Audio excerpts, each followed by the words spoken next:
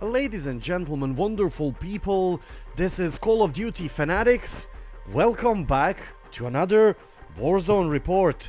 And in this, guys, I'm gonna talk about latest news and updates in regard our beloved city of Verdansk. Now, as you can see on your screens, I'm playing the latest footage that we got from Activision from yesterday, where they kind of showcased the open combat missions that we are gonna have in a Modern Warfare 3 campaign. Now, the good thing is, guys, that as what I can see over here is that the majority of the campaign is actually gonna be happening in Verdansk, which is absolutely great news, guys. We are back to basics, we are back where everything started, and at the end of the story, Verdansk deserves a return that we are gonna definitely get it in a campaign.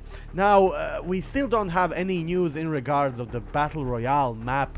Hopefully that will be revealed on the COD next event. That's gonna be in the first week of October. So there we will learn a bit more about the next Warzone map. One thing is 100% sure, Verdansk is definitely coming in Warzone Mobile. But given the fact that they already revamped the map and created Verdansk in a campaign, gives us a hope that eventually Verdansk may come as a rotational option in Warzone after Modern Warfare 3 is released. I assume that's not gonna happen quick and soon, but eventually it will happen. Now, there's also a lot of speculation and discussions. What's canon, what's not canon? Did the nuke attack actually happen in Verdansk? Is that still canon? Is zombies in Verdansk canon? Like, it's the whole setup of Modern Warfare 3 brought a lot of confusion within the community, especially with the people who are kind of interested in lore and story development of Warzone and Modern Warfare timeline. Anyways, guys, my personal opinion on the matter is that absolutely destruction of Verdansk as one huge event that happened is still canon, and they haven't changed anything. Like we've seen in the video or in the cinematic when Verdansk was destroyed, or when that rocket was launched, the blast yield of that thing wasn't sufficient enough to completely wipe out the city. Now, if we just take in consideration, for example, Hiroshima and the nuclear bomb that's been thrown on that city, it had a blast yield of 16 kilotons power, and the whole Hiroshima was rebuilt in like 2 years, and we are speaking about the city that had millions of people living in there. Actually, to be precise, nearly 2 million people living there. So for the size of the city like Verdansk is, and with the smaller rocket tactical nuke that hit Verdansk, Verdansk could be rebuilt in a matter of months. So I absolutely don't understand people, and especially influencers, who are equally passionately follow the lore and development of the story. I cannot understand them why they are denying the fact and possibility that Verdansk could be rebuilt in the last 2 years. We haven't heard anything about it during the story development, through the period of Caldera, through the period of Mazrah, but maybe we will learn that through the campaign. Modern Warfare 3, maybe we are gonna learn that through the Warzone. Like, there is still a lot of stories to be explored. Anyways, guys, we also have a bit of more details about Verdansk, and from, I would say, official channel, the Call of Duty blog, where basically they are talking about the Operation 627, which would be the first mission that we actually seen in the reveal of the campaign. And you can see on your screens that's actually the Operation 627. Now, guys, for your reference, 627 was a prison number or a sign of Captain Price in old Modern Warfare series. Now, very interesting fact is that recently Barry Sloan, who is actually the actor and who plays Captain Price, actually changed his Twitter account name and added the code 627. So I can definitely be safe to say that the person behind that door in ZAYA prison in Verdansk could definitely be Captain Price.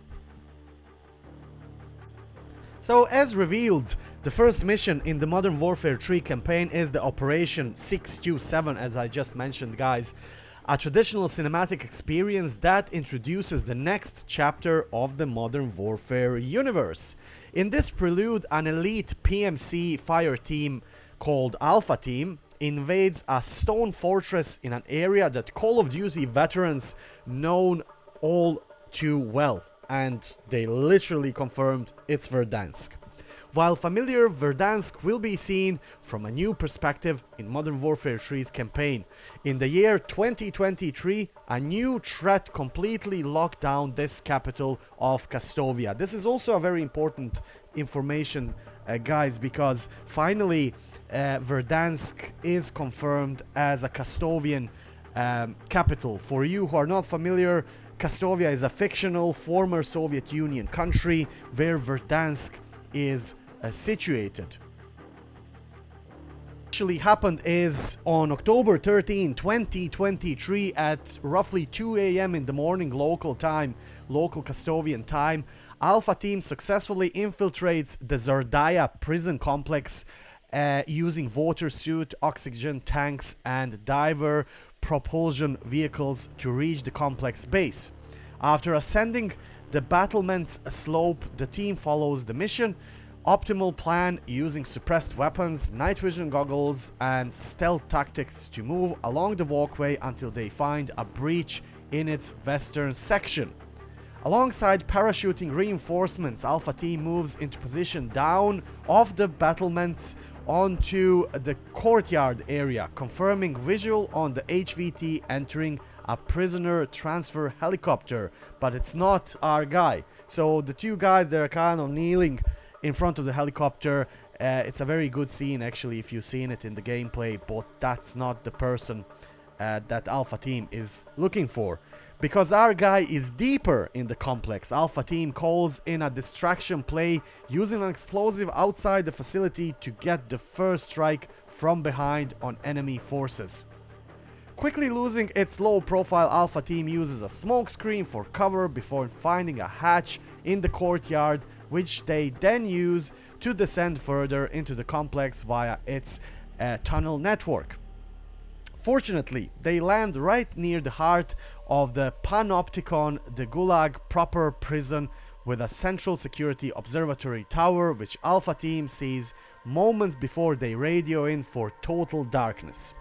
With only muzzle flashes, lasers and their NGVs as their only source for light, Alpha Team methodically rappels down the interior spine of the prison, investigating a successful prison riot by downing several prison guards who desperately try to reestablish order. And that's, guys, one of the scenes that I actually got shivers when one of the members that you actually play with from Alpha Team, when you kind of ascend down with the rope, you can see the chaos and mayhem that erupts within the prison, and the security guards or police officers don't have anything to deal with. Like it's absolutely chaotic scene, and I loved it.